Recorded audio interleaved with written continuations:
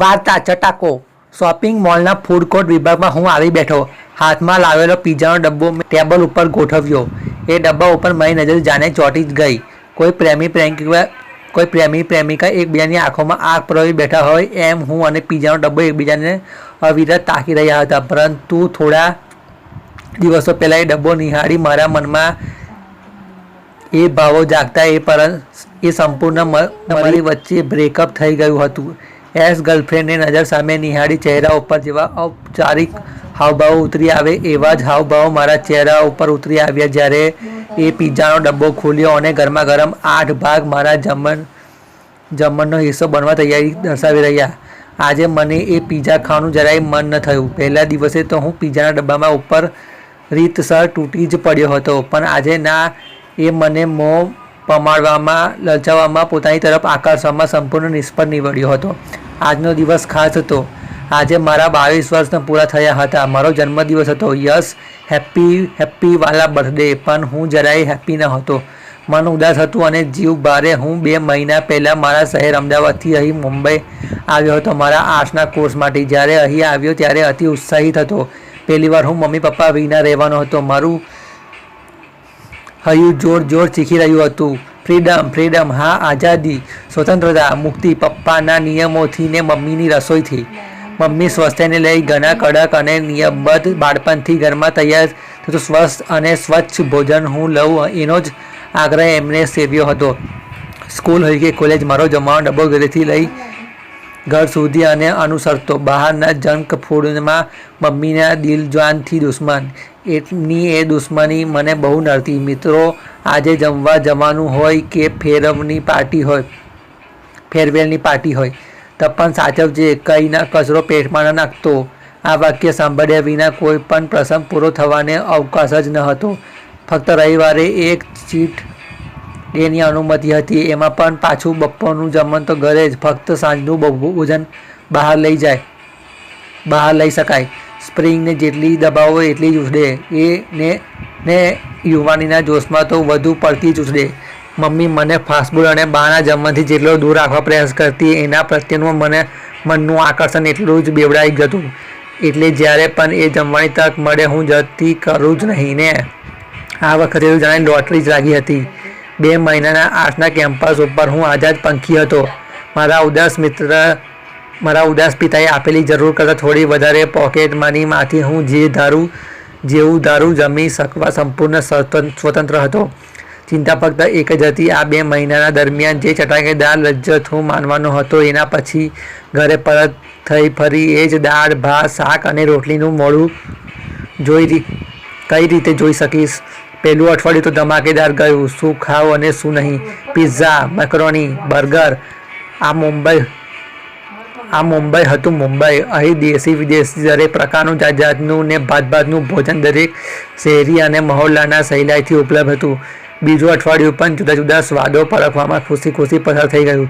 ત્રીજા અઠવાડિયામાં તો જાણે જીવ ધરાઈ બેઠો અને ચોથું અઠવાડિયું આવતા પેટની જોડે જાણે મન ભરાઈ ગયું હતું. અતિશયોક્ત રસ અને રુચિનું બાષ્પીભવન કરે તેવું સાંભળ્યું હતું ખરું, પરંતુ એ વાતની કેટલી સાર્થક છે એ હવે સમજાઈ હતી. 1 મહિનાની અંદર જ ઘરના જમણની કદર થઈ ગઈ આવી હતી.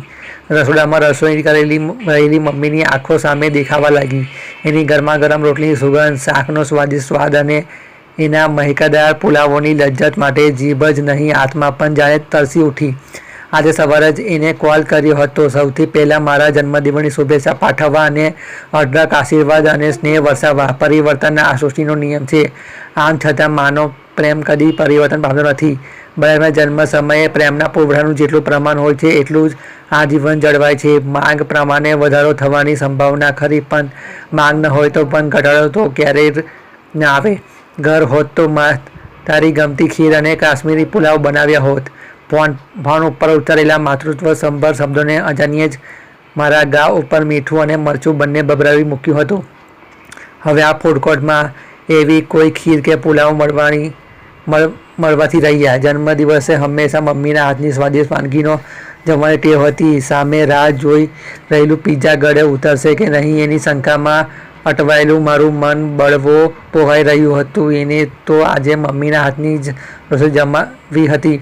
મનને શું છે એ તો આમ જ જીદે ચડી બેસે. દુનિયાભરના તર્ક અને વિજ્ઞાન એને સમજાવી ન શકે. મને પણ એને સમજાવતા ઘણો કષ્ટ થઈ રહ્યો હતો. આજે મમ્મીના હાથનું જમવાનું મળવાથી રહ્યું. હજી 3 અઠવાડિયા બાકી હતા. ધીરજ અને ધૈર્ય સ્વીકારવા સિવાય અન્ય કોઈ વિકલ્પ એની પાસે ન હતો.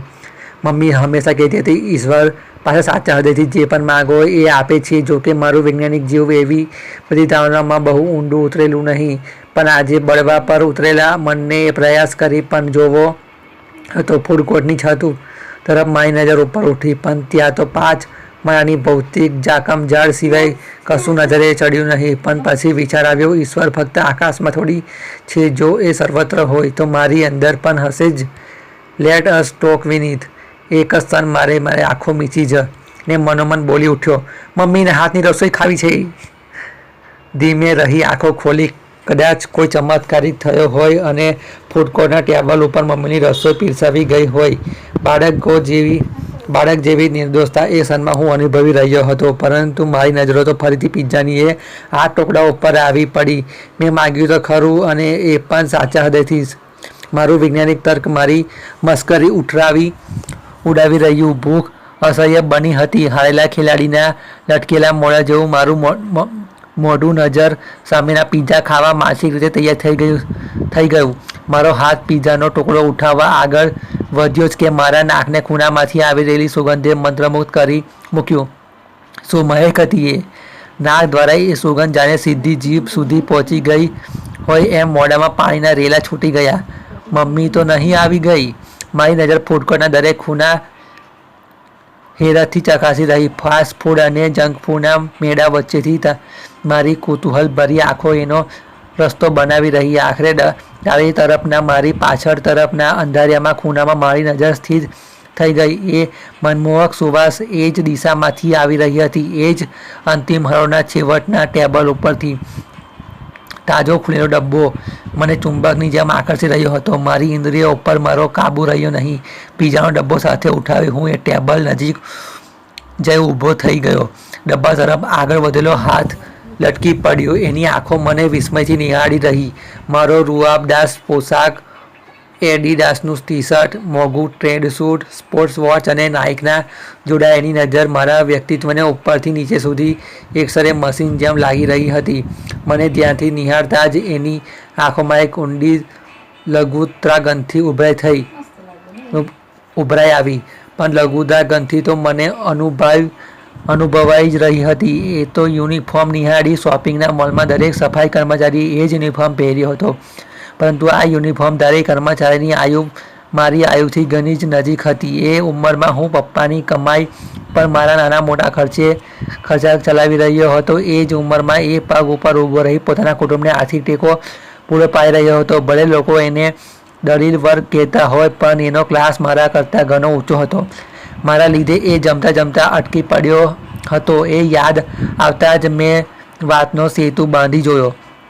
क्या मैं यहाँ बैठ सकता हूँ? એને ધીરે રહી એની નજર ફૂડ કોર્ટની દરેક દિશામાં ફેરવી. મારી જેમ જ મોંઘા ઠાઠવાળા પોશાકમાં સજ્જ લોકોથી ઉભરાઈ રહેલા ઘણા ટેબલ ઉપર ખાલી ખુરશીઓ દેખાઈ રહી હતી. હું એનો ઈશારો સમજી ગયો. વાંક એનો ન હતો. પોતાના સમવર્ગ અને સમકક્ષ લોકો જોડે બેસવા ઉઠવાનો જે વનલખ્યો નિયમ સમાજ જરૂરી અનુસરી રહ્યો હતો, એના ચાલતા મારું આ ટેબલ ઉપર બેસવાની ઈચ્છા વ્યક્ત કરવું વિચિત્ર જ લાગે. પણ મને તો એ જ માનવી બીજા માનવી જોડે બેસે એમાં કંઈ વિચિત્ર લાગતું નહીં. મારી નજર સામેના અન્ય ટેબલ ઉપર જે જાણી જોઈને સ્થિર કરી છો વ્યક્તિના ટેબલ ઉપર 5 માનવીઓ અને છઠ્ઠી ખુરશી ઉપર એક ગડે પટાવાળું મોટું ડોગી ગોઠવાયું હતું. મારી નજર ફરી એની નજર ઉપર આવી. મારી આંખોનો ઈશારો એ સમજી શક્યો કે નહીં એ તો ખબર નહીં, પણ એને ગરદન હલાવી મને ટેબલ ઉપર બેસી શકવાની અનુમતિ જરૂર આપી દીધી. મારી નજર એના ડબ્બા ઉપર લાલચ ચોંટી ગઈ.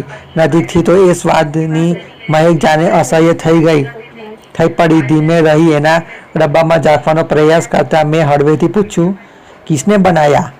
મને શંકાભરી દ્રષ્ટિએ નિહાળતા એને અતિ ધીમા સ્વરમાં જવાબ આપ્યો, અમ્માને. જવાબ સાંભળતા જ મારા હોઠ ઉપર એ વ્યંગ્યભર્યું હાસ્ય છલકાઈ પડ્યું. આંખો અનાયાસે ઉપરથી દિશામાં ઉઠી ફરીથી 5 માળાની ભૌતિક ઝાકમઝાળ સિવાય કશું નજરે ચડ્યું નહીં. એક ક્ષણ માટે આંખો મીચી હું મનમાં બોલી ઉઠ્યો, થેન્ક યુ. જ્યારે આંખો ખોલી તો સામે તરફથી નજરની શંકા બેવડાઈ ગઈ હતી. મારા માટે કોઈ મોટી ધારણા બંધાય એ પહેલાં જ મેં મારો પ્રસ્તાવ મૂકી દીધો. ખાના અદલ બદલ કરોગે? મારો પ્રશ્ન સાંભળતા જ એને નજર ઉપરથી દિશામાં ઉઠાવી. થોડી ક્ષણો પહેલાં મારી નજર ત્યાં જ ઉઠી હતી. એને લાગ્યું કે કદાચ કોઈ કેમેરા ત્યાં છુપાયો હશે. મોલમાં આડે દિવસે જુજતા પ્રેન્ક કાર્યક્રમો એને નિહાળ્યા જ હશે. એને બકરો બનાવવાની કોઈ ઈચ્છા ન હોય એમ મક્કમ ચહેરે એ મને જોઈ રહ્યો. बात यह है कि आज मम्मी के हाथ का खाना चाहता हूँ. वो बहुत दूर है. बोलता बोलता मारी आंखों જળહળિયા આવી ગયા.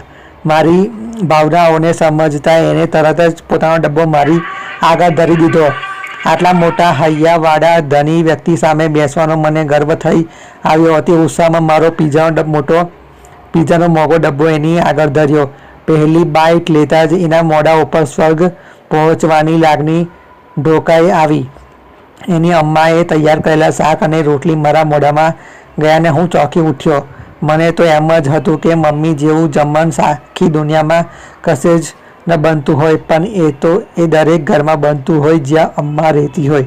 પછી એ ઉચ્ચ વર્ગોની વિશાળ હવેલી હોય, મધ્ય વર્ગનું ફ્લેટ હોય કે કોઈ ગરીબની ઝૂંપડી. માતૃત્વના પ્રેમથી તૈયારી થતી રસોઈ કોઈપણ વર્ગ કે જાતિના વર્ગીકરણોમાં વેચાઈ શકે જ નહીં. તેથી તો મોલના ફૂડકોર્ટમાં એક જ ટેબલ ઉપર 2 જુદી જાતિ અને વર્ગના 2 નવયુવાન પ્રેમની વહેંચણી કરી રહ્યા હતા અને હું મારા જન્મદિવસે મા કે હાથના ખાના માણી રહ્યો હતો.